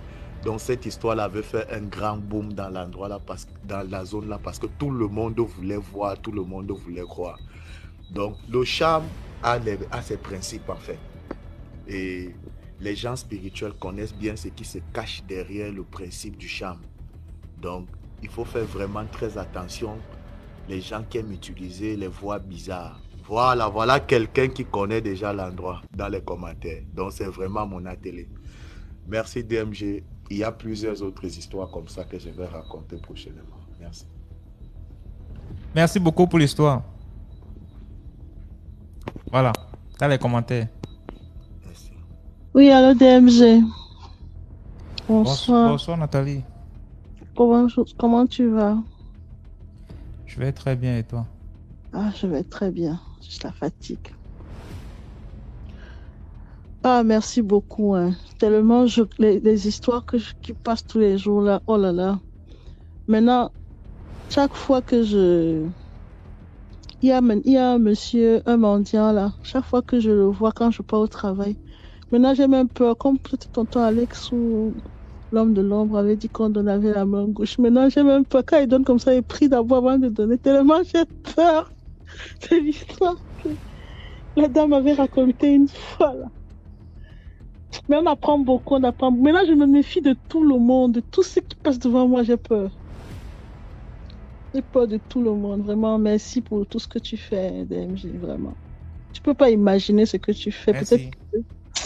Peut-être que tu ne te rends même pas compte. Parce que tu sauves les vies même sans savoir. Parce qu'on essaie. Tout ce qui est bizarre là, on a peur de tout le monde. Maintenant, quand il vient, on prie d'abord sur toi, dans le cœur, que tu peux même pas imaginer avant que quelque chose se passe. Bon, voilà, je vais raconter une histoire. Je me suis rappelée de cette histoire là. Quand j'étais au Cameroun. En fait, j'avais trouvé un bon travail là. Je travaillais comme chef cuisinier dans une. En fait, c'était plusieurs. C'est une société pétrolière, je tais le nom.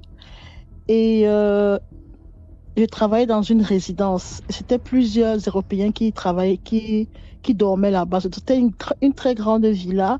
Et moi, je venais faire à manger là-bas. Et dans cette villa-là, il y avait une petite fille de 22 ans comme ça. Elle aussi, elle faisait le ménage. Moi, je m'occupais uniquement de la cuisine. Et elle venait, elle faisait le ménage.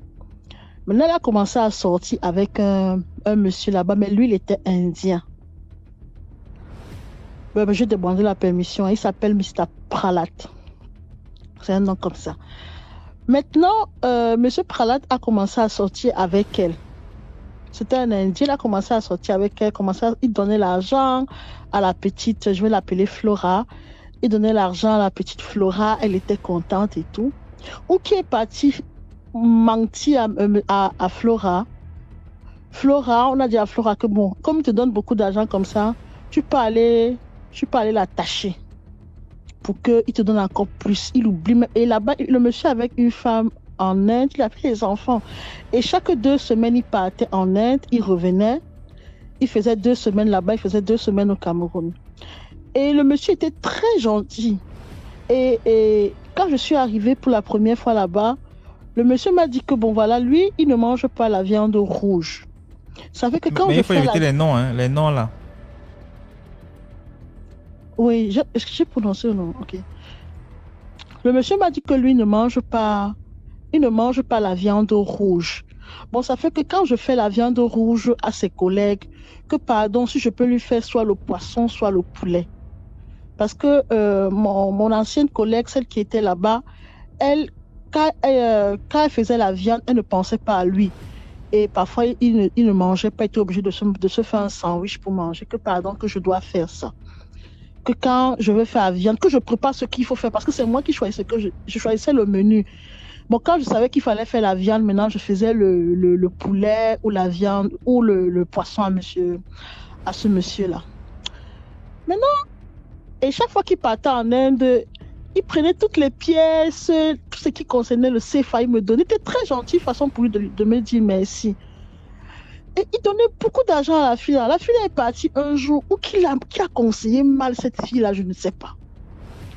Elle est partie chez le marabout.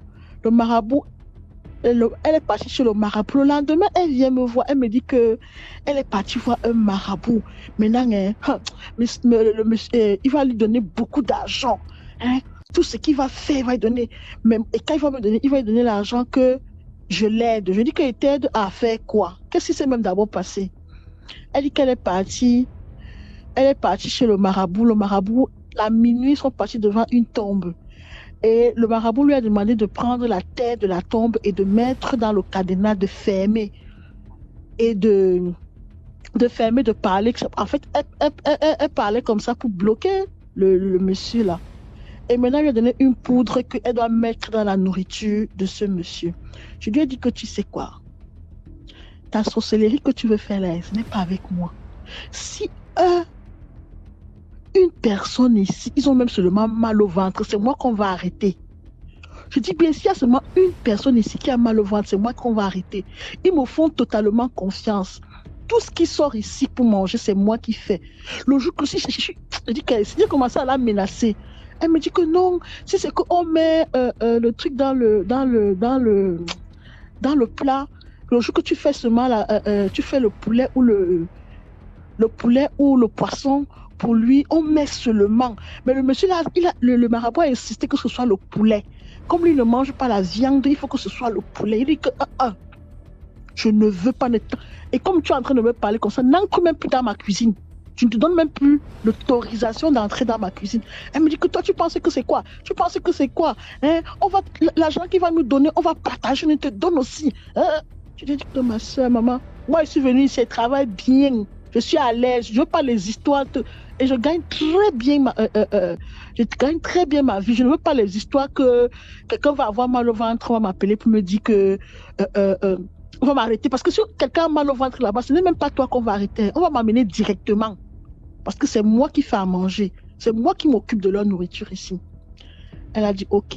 Je croyais que la fille a compris. Hey, papa. Un jour, je ne sais pas où je suis allée aux toilettes.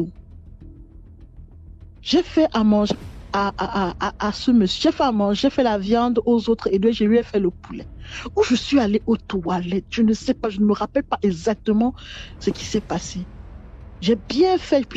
La petite mamie de ce monsieur était à côté et pour les autres étaient à côté. J'ai fini, j'ai fait bien ma table, je suis partie. Le matin, vers 10h, parce que moi je partais, parce qu'eux ils mangeaient le soir et moi j'allais là-bas vers 14h.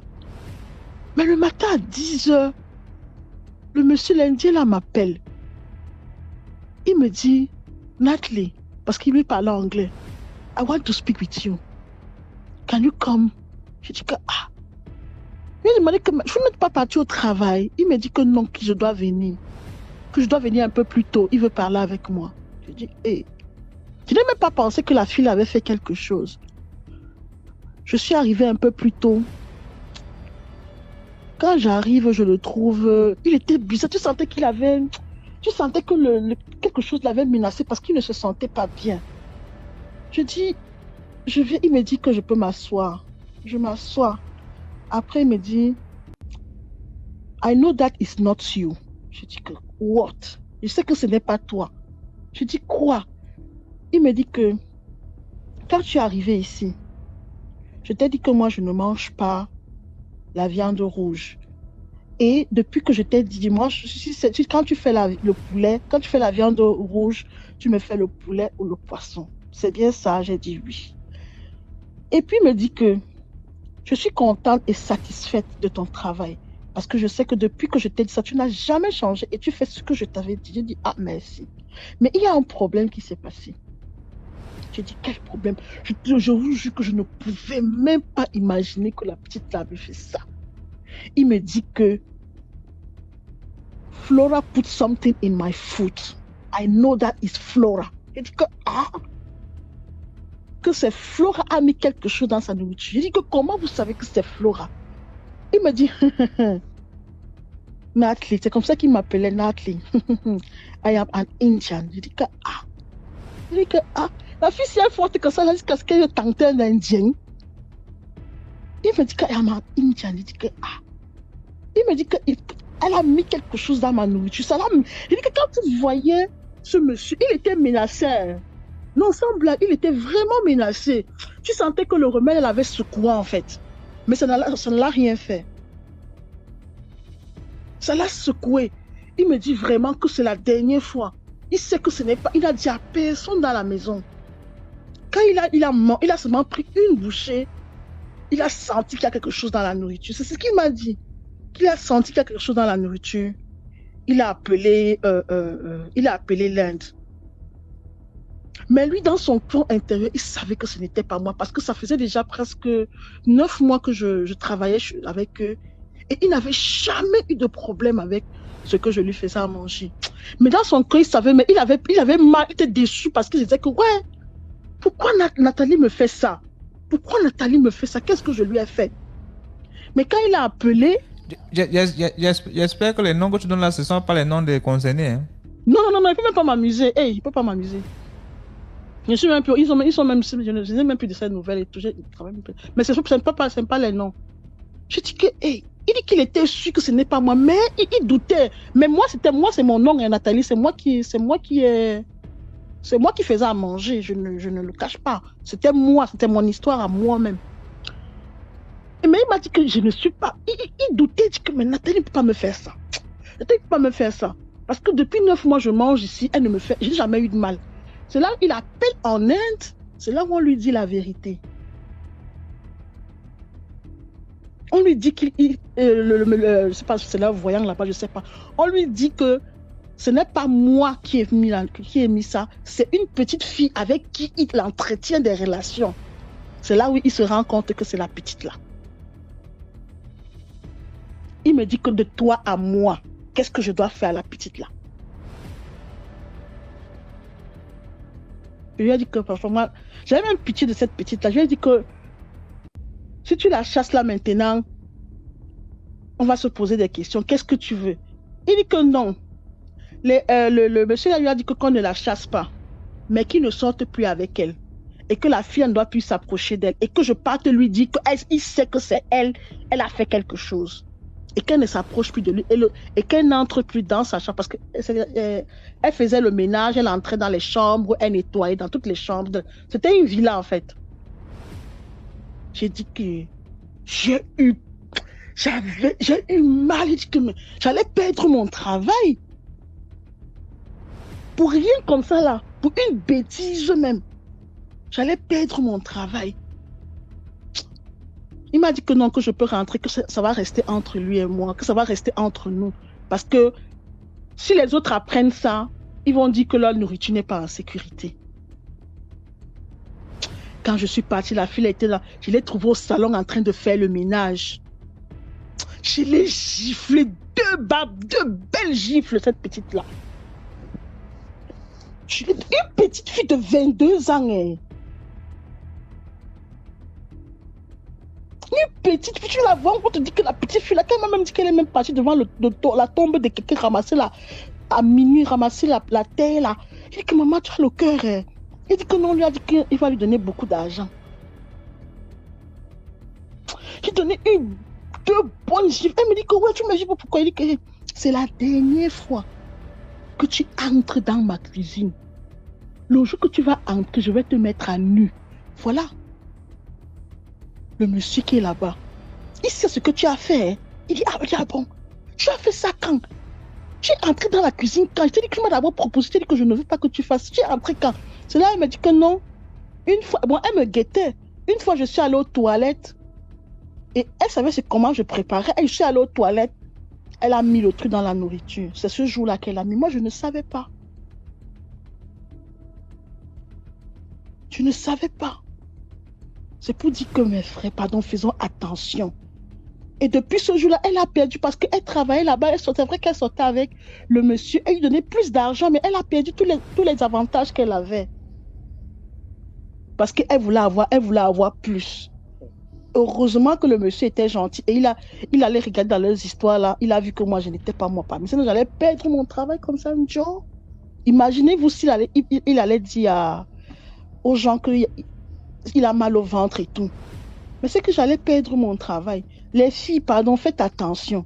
Même si vous sortez avec quelqu'un, il vous donne votre argent. Prenez votre argent tranquille. Si c'est qu'il est bien avec vous, n'allez pas chercher des choses qu'il ne faut pas faire. Regarde, c'était un Indien qui pouvait faire du mal à cette fille comme ça. Et puis on dit que peut-être qu'elle devenait folle ou elle devenait quoi, je ne sais pas quoi maintenant. Voilà. Faisons attention. En fait.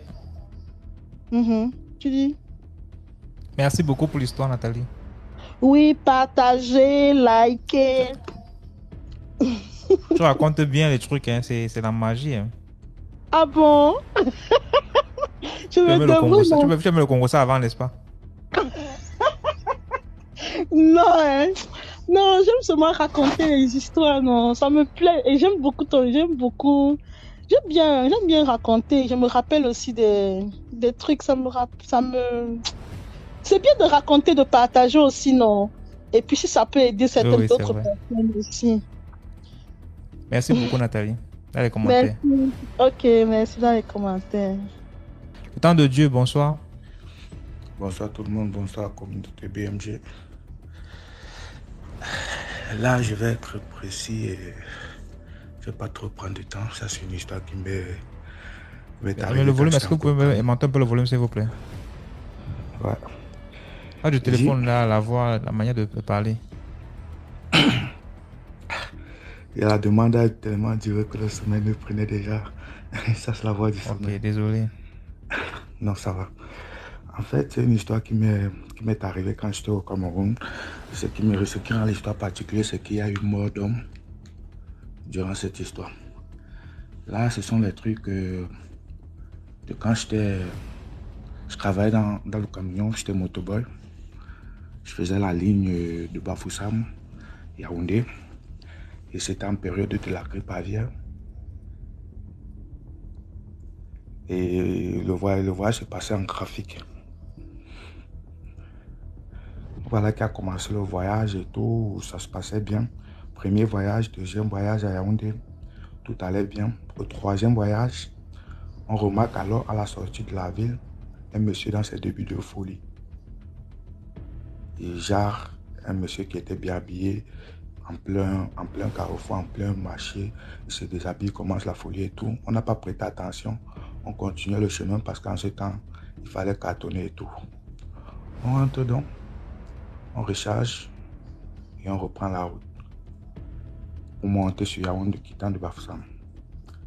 Voilà ça qu'après peut-être 4 heures de route, on lance une pente pour commencer la colline. Bam, de nulle part, un monsieur tout nu sort et se jette sur le camion. Le chauffeur essayant de lui esquiver, nous étions, moi le chauffeur et un autre motoboy. Essayant de lui esquiver, le camion fait tonneau et on n'a pas pu l'esquiver. Et avec le camion, ça allait déchirer tout le corps en deux. On n'a pu rien faire. Nous étions tous sains et saufs dans le camion. Et la première intention, quand je suis revenu à moi, je n'avais pas de blessure, personne n'avait de blessure, on est sorti. Ça a tiré, ça a fait du bruit parce que quand le camion est tombé, ça a fait du bruit. C'était un camion chargé d'œufs. Ça a fait du bruit et ça a tiré les gens qui travaillaient au champ à côté. C'était pas à côté d'une ville, mais c'était à côté d'un petit village. Le chauffeur et nous sommes sortis. Et le chauffeur a directement stoppé la première voiture qui passait pour se rendre au commissariat. Et le motoboy et moi, nous sommes fondus dans la masse. Nous étions là en tant que spectateurs aussi maintenant. Parce que tu ne pouvais pas te déclarer en tant que personne de l'action. Voilà, tout ça se passe comme ça. Le chauffeur a pu arriver au commissariat, les premiers constats se passent et tous les villageois étaient seulement là parce qu'en ce temps, il y avait galère des œufs. Ils étaient seulement focalisés plus pour prendre la marchandise qui était tombée et tout, dépouiller la marchandise. Et nous, on profitait, on se faufilait seulement dedans et on voyait seulement tout. On évitait de toucher les pièces du camion et tout. C'est bien après qu'on s'en rend compte que le type, en fait, il essayait de mourir depuis. Il s'est jeté sur au moins ces 5 petites voitures personnelles et c'est à notre tour qu'on n'a pas pu l'éviter. Et c'est arrivé ainsi. On est remonté au truc, on se rend compte que c'est le même monsieur qui a commencé la folie au début de la ville. Donc il marchait à pied sur la route de l'Ouest. Il était déjà à presque 11 km de Yaoundé. Tout ça, c'est fini au commissariat. Je vais être bref. Quand c'est arrivé au commissariat là-bas, on a juste entendu le chauffeur. On ne s'est pas déclaré parce qu'on travaillait légalement. Nous étions des motoboys, on ne s'est pas déclaré, on était juste en galerie et tout. Le chauffeur a tout géré là-bas et on est rentré. C'était vraiment choquant. C'était ma première fois de voir un homme mourir sur mes yeux, d'assister à tout ça, c'était vraiment choquant. Et bref, c'était mon histoire. Et merci vraiment ton émission. Beaucoup de courage et big up. Merci beaucoup, le temps de Dieu, pour l'histoire. Allô? Comment ça, vous m'entendez? Oui, très bien. Ok, j'appelle du Mali, je suis malienne. L'histoire, j'ai plusieurs histoires. Mais je vais essayer, il y a une histoire personnelle aussi, mais je vais quand même essayer. La prochaine fois, je vais raconter mon histoire. Mon histoire, ça s'est passé au Mali, dans le nord, dans une région précisément le Mopti. Donc, c'est une femme, il y a plusieurs Peuls là-bas. Généralement, ce sont les Peuls qui vivent là-bas. Bon, il y a une femme Peul, elle était enceinte et tout allait bien. Elle a accouché, tout allait bien aussi. Donc, après quelques temps, donc les enfants normaux à partir de 4 ou 6 mois comme ça, essaie déjà de s'asseoir et tout. Bon, l'enfant avait des difficultés. L'enfant n'arrivait pas à s'asseoir normalement et tout. Bon, le temps passe. Bon, après 4 ou 5 ans, je pense, c'est ce qu'on m'a raconté quand même. Donc, l'enfant pouvait s'asseoir. Mais vous voyez les genres d'enfants avec des grosses têtes et tout là. Alors, c'est ce que l'enfant avait, une grosse tête comme ça. Donc, l'enfant ne parlait pas, l'enfant ne faisait rien. L'enfant passait la journée assis comme ça. Donc, au bout de 7 ans, c'était pareil, 7 ans, l'enfant s'asseyait seulement. L'enfant ne rampait pas, il ne marchait pas, ni rien du tout. Donc, après un certain temps, la maman, vous savez, les peuls, chez nous, quand tu veux même du bon lait, là, il faut aller chez le peul. Chez le peul, c'est là, ça, si tu veux du vrai lait. Donc, la maman avait l'habitude, elle vendait du lait, parce qu'il faut traire les vaches et tout. Donc, c'est ce qu'elle faisait. Donc, la maman, elle vendait du lait. Donc, quand elle vend du lait, elle met ça dans une calebasse et elle met une sorte de couvercle. Je ne sais pas comment on appelle ce truc-là en français. Donc, elle met une sorte de couvercle. Donc, Donc, elle met une sorte de couvercle et elle laisse la calebasse en hauteur. C'est-à-dire, chez nous, c'est ce qu'ils font, surtout à Mopti, c'est ce qu'ils font. Il y a une corde attachée au plafond qui tend vers le bas. Donc, il y a des trucs là, tu peux mettre les calebasses dessus, quoi. Donc, je ne sais pas si vous comprenez un peu. Donc, les calebasses restent en suspension, mais tenues par la corde en haut. Donc, voilà que d'habitude, elle fait ça. Mais à un moment, elle a remarqué que, en fait, les laits dans les calebasses disparaissaient. Donc, elle a commencé à calomnier les gens, les voisins autour et tout, en disant que ce sont les voisins, quand elle n'est pas là, quand elle part au marché et tout, ce sont les voisins qui prennent ça, donc, pour boire à son insu, sans qu'elle ne chasse. Donc, bon, elle continuait, elle insultait les gens et tout, ça continuait. Bon, un jour, c'est une voisine, la maman, elle est sortie, elle dit qu'elle a laissé l'enfant à la maison, donc elle dit qu'elle va faire un truc vite fait au marché, qu'elle va revenir. Donc là, en attendant, la voisine, elle passait tranquille. Et là, qu'est-ce qu'elle voit? Elle voit l'enfant sur ses 2 pieds en train de boire les laits. Les laits de sa maman qui était dans la calebasse, les laits de vache qu'elle avait trait et qu'elle avait mis, qu'elle devait vendre ça. Donc l'enfant était en train de boire ça. Donc la femme, elle est surprise, elle dit, mais qu'est-ce qui se passe? Toi, tu marches pas, tu rampes pas, tu t'assois juste. Et là, on te voit sur tes 2 pieds, tu es en train de boire en plus le lait. Qu'est-ce qui se passe? C'est quoi ce genre de truc? Elle fait choquer la voisine et tout, mais elle était là, elle avait même peur, quoi. Elle avait même peur. Donc, en attendant, la maman, elle est venue. Donc, quand la maman, elle est venue, tout le monde a su que c'était en fait l'enfant qui se mettait sur ses 2 pieds et qui buvait le lait de la maman. En fait, l'enfant, chez nous, c'est ce qu'on dit. Si tu vois les enfants avec les grosses têtes qui ne marchent pas, qui ne parlent pas, des trucs comme ça. Donc, on dit souvent que l'enfant a été remplacé par un djinn.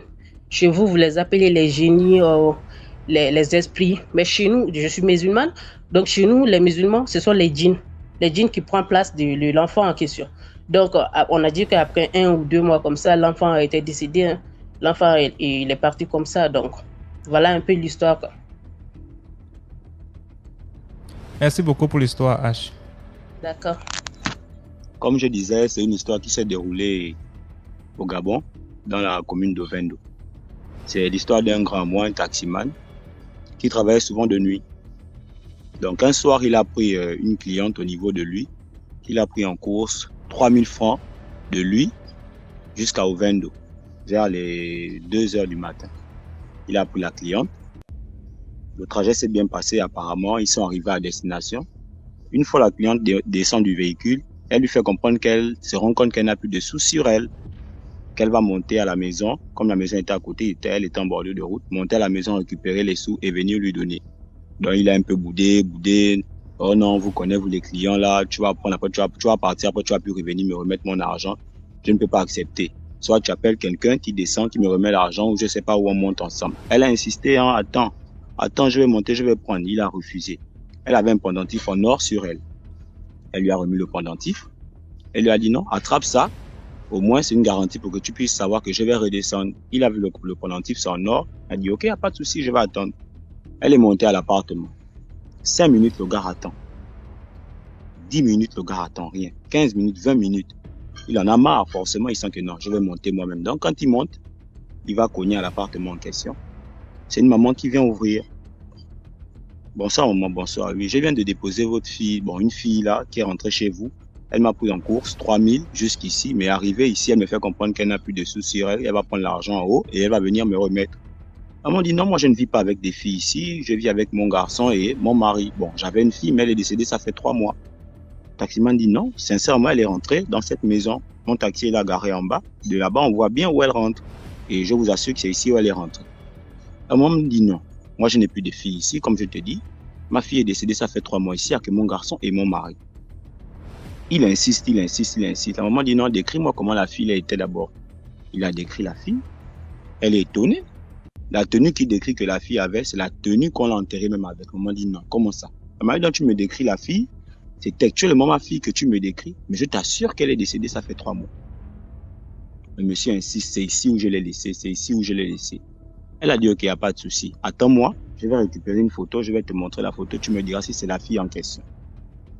Le monsieur a dit ok, il n'y a pas de souci, je vais attendre. Elle est rentrée dans la maison. Elle sort avec les photos qu'on utilise souvent pour les décès, là, les grands cadres de photos là. Elle sort avec, elle montre au monsieur. C'est cette fille que vous avez déposée. Il dit oui, c'est la tenue là qu'elle avait et la chaînette qu'elle m'a remis, elle est là. La chaînette qu'elle m'a remis en garantie pour monter prendre l'argent. C'est celle-là qu'elle a sur la photo. C'est la même fille en question. La maman dit non, elle s'est mise à pleurer. Non, c'est ma fille, elle est décédée, je l'ai enterrée, ça fait il y a 3 mois. Comment tu peux me dire que tu as récupéré ma fille, tu l'as vue où et tout et tout. Le monsieur insiste, c'est ici, c'est elle. C'est la fille en question, c'est ici où je l'ai laissée. La maman dit attendez-moi, elle est partie prendre les 3000. Elle est venue, elle a remis au taximan. Il est parti. Le lendemain, moi, je sortais maintenant pour aller dans mes occupations. Donc, j'ai vu la troupe et moi, chez le coiffeur où on se coiffe souvent, il y avait le monsieur en question qui était là en train de raconter l'histoire aux autres. Donc, je me suis approché et j'ai écouté. Donc, c'était un peu pour conseiller aussi un peu les taximans, ceux qui travaillent de nuit là. Moi, je me demande pourquoi les gens vont travailler de 7h à 7h. Allô? Vous m'écoutez? Oui, on te suit. Je me demande pourquoi les gens vont travailler de 7h à 7h. C'est quelle façon de chercher l'argent, on ne comprend pas. Tu vas prendre ton taxi à 7h, tu vas rouler, la nuit tu vas rouler, tu prends des gens bizarres que tu ne connais pas, qui te prennent en course, et déjà même elle t'amène à une destination, elle te dit encore d'attendre, elle monte prendre l'argent. Moi je reste là, non. C'est que si je dis à démarrer, je suis parti, c'est suspect. Et dans un quartier comme ici, c'est un quartier vraiment bizarre, ce quartier qu'on appelle Aoun. Donc c'est un peu ça mon histoire. J'en ai plein d'autres, mais je vais d'abord laisser les autres monter. Si possible, je suis encore dans le live. Si possible de remonter encore pour une autre histoire, je vais le faire. Merci. Ok. Dans les commentaires. Allô? Lydia, bonsoir. Maintenant, j'ai le courage de monter. J'espère que vous m'entendez. Oui, très bien. Ok. Bon, j'ai 2 petites histoires très courtes, similaires quoi. Bon, je vais commencer par la plus courte. J'avais une amie dans le temps qui m'a raconté que elle avait un blanc, donc elle allait consulter pour voir l'esprit du blanc, pour voir si l'esprit passe avec, si son esprit et l'esprit du blanc sont compatibles. Elle allait, c'est au Togo, elle allait, le féticheur lui dit, ah, je ne vois pas l'esprit. S'il vous plaît, évitez de rire quand vous racontez les histoires, s'il vous plaît. Ok. Ben, c'est une histoire drôle, mais mystique et drôle en même temps. Elle allait, le féticheur lui dit, je ne vois pas l'esprit du monsieur. Elle allait chez un autre monsieur, chez un autre féticheur. Il dit, ah, l'esprit que je vois là, c'est l'esprit de mon patron, ça. Donc, elle n'a pas vu l'esprit du monsieur. Ok, la deuxième c'était, c'est pour dire ces gens-là, ces gens-ci, ils sont très forts. Faudrait pas qu'on se dise comme ils sont en Afrique, ils ne connaissent pas, mais ce sont des gens très très protégés. La deuxième histoire, c'est un peu la même histoire avec un blanc. J'ai mis une amie en contact avec un blanc. Dans la même semaine, je devais aller en vacances à Abidjan et la jeune fille a dit au monsieur, ah, je voudrais accompagner mon ami à Abidjan. Moi, j'avais déjà mon billet et le monsieur a carrément payé le billet de la demoiselle. Il lui a même donné 100 000 francs CFA pour qu'elle mette sur elle parce qu'on partait faire une semaine. Elle a rencontré le blanc dans la semaine. Dans la même semaine, le monsieur lui donne de l'argent. L'argent même qu'il m'a jamais donné parce que moi, c'était un bon tonton. On était bien. Arrivée à Abidjan, elle dit, ah, c'est comme si j'ai eu un bon pain. Quand on dit pain, ça veut dire, un bon pain croustillant. Il faut que je consulte pour voir si son esprit marche avec moi. Je lui ai dit carrément, moi, je ne suis pas dans ces pratiques. C'est vrai, on est dans mon pays, mais je ne sais pas comment ça se passe. Elle s'est renseignée, elle allait consulter. Je ne sais pas ce qui s'est passé là-bas. Elle est venue me dire, bon, j'ai oublié. J'ai oublié ce qu'elle m'a dit. Bon, au retour dans le pays du monsieur, on était dans un pays. Au retour de là-bas, le monsieur ne l'appelle plus. Elle me dit de demander au monsieur pourquoi il ne l'appelle pas et autres. Bon, j'ai pas eu le courage de demander au monsieur aussi. Il fait ce qu'il veut, c'est un adulte, il fait ce qu'il veut, je lui ai pas demandé. C'est un jour, on a assis et le monsieur il dit, tu sais ma fille, moi on ne me met pas dans la bouteille. Quand tu essaies de me mettre dans la bouteille, automatiquement la bouteille se casse. On ne parle pas de bouteille, je ne sais pas pourquoi cette histoire de bouteille est... Bon, on ne parlait pas de bouteille, je ne sais pas pourquoi il m'a dit ça. C'est après réflexion, j'ai su que peut-être il a su ce que la jeune fille était allée lui faire et c'est pourquoi au retour de la jeune fille, il n'a plus eu contact avec elle. Donc c'est une histoire de dire si tu as eu quelqu'un qui te fait la cour, qui est bien avec toi, tu n'as pas fait de sacrifices pour que cette personne puisse te côtoyer, alors continue comme ça, c'est pas nécessaire d'aller, chez nous on dit attacher quelqu'un, marabouter quelqu'un. Donc c'est pas nécessaire. Fais avec, si ça va, Dieu merci. Autrement, tu laisses tomber. Donc, c'était un peu ça, mon histoire. Merci beaucoup pour l'histoire. Je vous en prie. Thank you very much. Je vous rappelle ici qu'on a notre direct dimanche, pas sur TikTok, sur Facebook, DMG TV. Ceux qui n'ont pas Facebook, là, allez avoir Facebook maintenant. Hein. Parce que sur Facebook, ça va péter. Ça va péter. Et là-bas, on va jouer 20 histoires depuis WhatsApp. J'ai repoussé ça à dimanche parce que j'ai envie d'écouter vraiment les histoires qu'on va jouer ce dimanche-là. Comme ça va aussi être comme une première. C'est vrai, j'ai quand même diffusé en premier sur Facebook. Mais là, je le fais en direct. Là, comme on fait là maintenant sur TikTok. En direct. Et on va mettre carrément un numéro. Pour ceux qui voudront appeler. Mais il y aura déjà 20 histoires que j'aurai écoutées. Et vraiment des poids lourds, pas n'importe quelle histoire. À 18h sur Facebook, DMG TV. Nos pages sont seulement DMG TV. Il n'y a que sur Instagram seul qu'on a DMG TV officiel. Sinon, c'est DMG TV partout. DMG TV simple. Facebook, YouTube, TikTok, DMG TV. Donc tu tombes sur DMG TV, histoire mystique. Oh, c'est toi là-bas. Oh. Tu tombes sur DMG TV, problèmes spirituels où tu vas résoudre tes problèmes. Non, c'est pas nous. On n'entre pas dans l'inbox des gens pour leur proposer des solutions mystiques ou des miraculeux ou tout ça là. Non, c'est pas nous. Si quelqu'un rentre dans l'inbox te dit que il va te proposer un maître spirituel, un maître machin, c'est pas nous. Donc voilà. Ceux qui trouvent que c'est mieux de raconter sur WhatsApp, allez sur WhatsApp parce que là-bas au moins vous aurez l'espace tranquille de faire le voice, réécouter, vous assurer que vous n'avez pas dit quelque chose qui... Voilà quoi.